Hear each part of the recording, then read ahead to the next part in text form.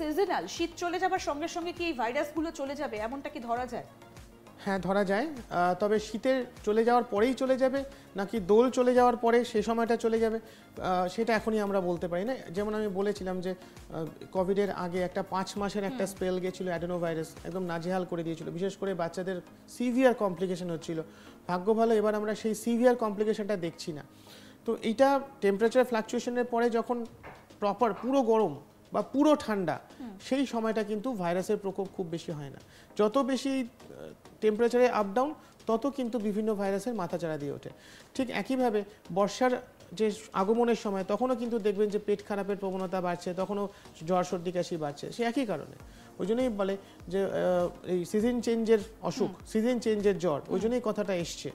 আচ্ছা, তো সেভাবেই আমাদের অনুষ্ঠান অনেকক্ষণ ধরে আমরা করছি এবং অনেক প্রশ্ন করেছেন অনেকে। ডাক্তারবাবু আপনাদের সকলের প্রশ্নের উত্তর দিয়েছেন, অনুষ্ঠান শেষ করব, তবে তার আগে আরও একবার জেনে নেব যে এই সিজনে ভালো থাকতে আমাদের কি কি করা উচিত। First of all healthy living. আমি সব কিছু স্ট্রেসফুল লাইফ লিড করব, আমার ইমিউনিটি খুব ভালো থাকবে, ডোন্ট এক্সপেক্ট দ্যাট। শরীর কিন্তু রিভেঞ্জ নেয়, শেষ হয়ে যায় সইতে সইতে, একসময় কিন্তু রিভেঞ্জ নেয়। তো স্ট্রেসফুল লাইফ আমাদের সবার, তার মধ্যেও কিন্তু নিয়ম করে 7 থেকে 8 ঘন্টা নিশ্চিন্তে ঘুম, সেটা কিন্তু দরকারি। প্রচুর জল খেতে হবে যাতে আমার শরীরে হাইড্রেশনটা মেনটেন হয়। এখন যখন বাইরে বিভিন্নভাবে কাশির এত প্রকোপ, পারলে মাস্ক ব্যবহার করুন প্রপারলি। থুতনিতে লাগানো মাস্ক নয়, মাথার ওপরে মাস্ক নয়, প্রপারলি মাস্ক ব্যবহার করুন। হ্যান্ড হাইজিন মেনটেন করুন।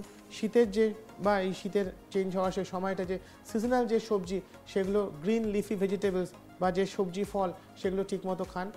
আর যদি কখনো অসুখ করলো, সেই অসুখ নিয়ে বাচ্চাকে স্কুলে পাঠাবেন না। আপনার এই মুহূর্তে দুটো পরীক্ষা মিস হলে তার পরবর্তী জীবনে কিচ্ছু যায় আসবে না, বরং এটা তার শিক্ষা হবে যে অসুস্থ অবস্থায় এগুলো করতে নেই, স্বাস্থ্যই সম্পদ, যেটা বহু মনীষী বলে গেছেন।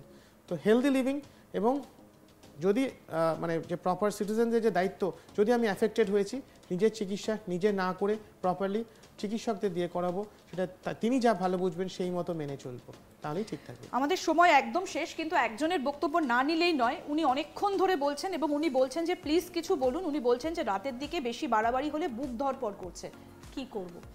এইটা বড় গোলমেলে প্রশ্ন।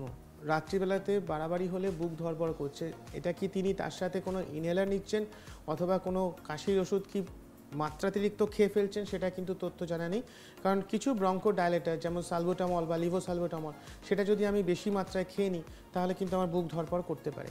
অথবা এটাও অনেক সময় হয়, কারোর যদি প্রিডিসপোজিং হার্ট ডিজিজ থাকে, আগে থেকে আছে, তখন তার যদি কাশির মাত্রা বেড়ে গেছে, তখন তাতেও কিন্তু হার্টের সমস্যা অ্যাগ্রাভেট করার সম্ভাবনা থাকে।